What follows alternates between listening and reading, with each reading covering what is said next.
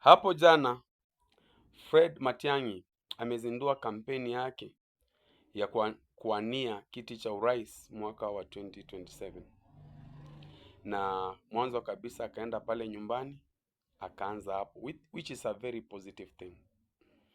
Na ndio ushinde kiti cha urais hapa Kenya, unahitaji at least 8 million votes, kura milioni 8. Na tukiangalia katika jicho la mwewe, tunaona hapo nyumbani kwa kina Matiang'i atapata kura kama milioni 1 hivi. So kura ya Wakisii iko locked.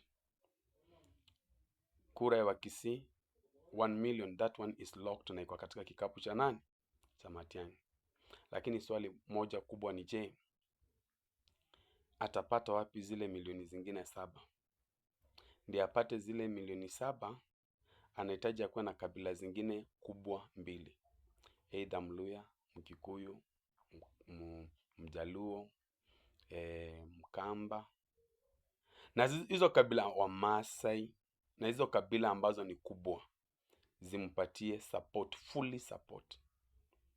Ndi at least akue amefika sehemu ya kuweza kukampeni vizuri na tumaini kubwa. So swali ni je, Fred Matiang'i ameanza na kura ya kwao milioni 1. Swali nataka nikuulize, we unafikiria aende kwa kabila gani? Na je, akienda kwa hiyo kabila ingine ana ushawishi wa kuwashawishi viongozi wa hizo maeneo kumuunga mkono? Basi weka maoni yako hapo kwa comment na tutayachambua.